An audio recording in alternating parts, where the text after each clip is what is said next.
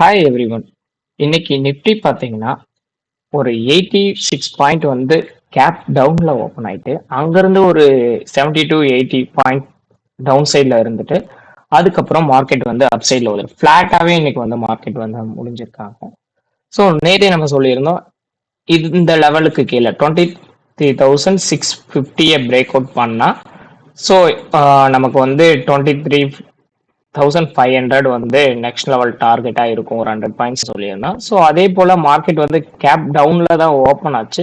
Open ஆன market அங்கிருந்து இன்னுமே ஒரு 80 பாயிண்ட்ஸ், ஆல்மோஸ்ட் ஒரு 150 பாயிண்ட்ஸ் பக்கம் நெகட்டிவ்ல இருந்த மார்க்கெட். அதுக்கப்புறம் இந்த இடத்துல ஒரு சப்போர்ட் 23,450 வந்து ஒரு சப்போர்ட்டா எடுத்துட்டு மார்க்கெட் வந்து ஃபிளாட்டா முடிஞ்சிருக்காங்க.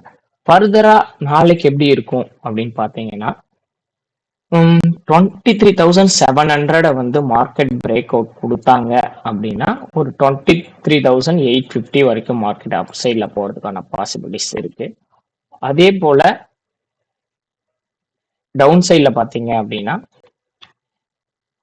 இந்த ரேஞ்ச் 23,600 620 இந்த ரேஞ்சை பிரேக் அவுட் கொடுத்தா நமக்கு டவுன் சைட்ல வந்து திரும்பவுமே ஒரு 23,500 வந்து டவுன் சைட்லையும், ஸோ இதையும் பிரேக் அவுட் கொடுத்தா கீழே ஒரு 100 பாயிண்ட்ஸ் வந்து டவுன் சைட்ல இருக்கிறதுக்கான பாசிபிலிட்டிஸ் இருக்கு.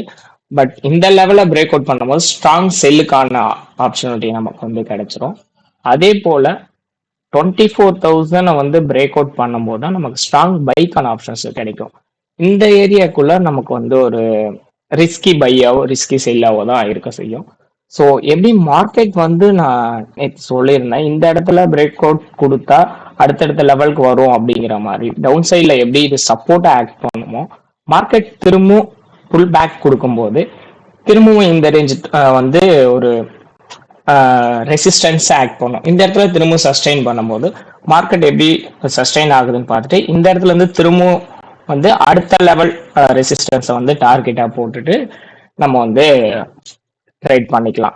ஸோ மார்க்கெட் கீழே கொடுக்கும்போது கீழே தான் இருக்கும் அப்படிங்கிறத மட்டும் நம்ம ஃபோக்கஸ் பண்ணிட்டு போகாம திரும்பவும் ரெக்கவரி கொடுக்கும்போது அடுத்த ரெசிஸ்டன்ஸை பிரேக் அவுட் பண்ணுதா அப்படிங்கிறதையுமே நம்ம வாட்ச் பண்ணிட்டு அதுக்காக மாதிரி என்ட்ரிஸுமே நம்ம எடுக்கலாம். பட் ரிஸ்கி செல்லரா பையரா இருக்க வேண்டாம், ஒரு சேஃப் ட்ரேடரா இருக்கணும் அப்படின்னு எக்ஸ்பெக்ட் பண்ணீங்கன்னா 24,000க்கு மேல பிரேக் அவுட் கொடுக்கும்போது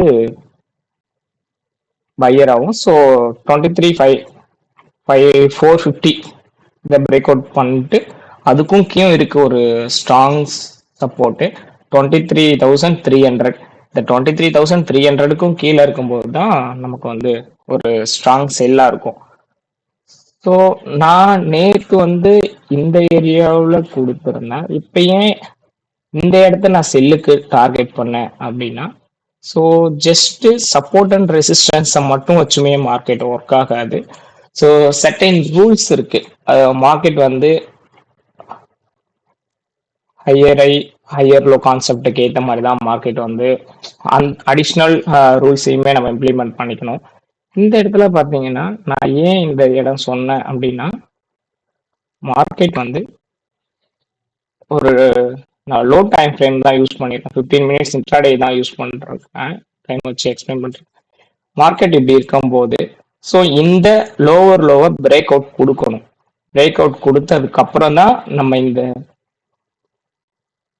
ஏரியாவை நல்லா வாட்ச் பண்ணிட்டு இதை பிரேக் அவுட் பண்ணி சஸ்டெயின் பண்றப்பதான் நம்ம வந்து டிசிஷன்ஸ் எடுக்கணும். ஸோ இந்த மாதிரி நிறைய ரூல்ஸ் இருக்கு மார்க்கெட்டுக்குன்னு சொல்லிட்டு அதை பேஸ் பண்ணி தான் இந்த ரெசிஸ்டன்ஸை வந்து நான் சப்போர்ட்டை வந்து சேஞ்ச் பண்ணியிருந்தேன். ஸோ நாளைக்கு நியூ இயர்ல இருந்து என்ன பண்ண போறோம்னா ஜஸ்ட் ஆப்ஷன்ஸ்க்கான support and resistance target levels மட்டும்தான் ஜஸ்ட் கொடுத்துட்டு இருக்கேன். நாளையில இருந்து ஈக்விட்டிக்கான சப்போர்ட் அண்ட் ரெசிஸ்டன்ஸ், ஸோ கம்மி ப்ரைஸில் இருக்கிற ஸ்டாக்ஸு கொடுக்கலாம் அப்படிங்கிற ஒரு ஐடியாவும் இருந்துட்டு இருக்கு. ஒரு 100-200 மேலே இருக்கிற ஸ்டாக்ஸ் எடுத்துட்டு நல்ல ஸ்டாக்கை எடுத்துட்டு ஒரு 500 வரைக்கும் அப் டு 500 வரைக்கும் இருக்கிற ஸ்டாக்ஸை வந்து இன்ட்ராடே லெவல்ஸ் மட்டும் டார்கெட் ஸ்டாப் லாஸ் லெவல்ஸ் மட்டும் கொடுக்கலாம் அப்படிங்கிற மாதிரி ஒரு சின்ன ஐடியா. ஸோ ஃபர்தராக அப்டேட் வேணுன்னா சேனலை வந்து சப்ஸ்கிரைப் பண்ணிக்கோங்க.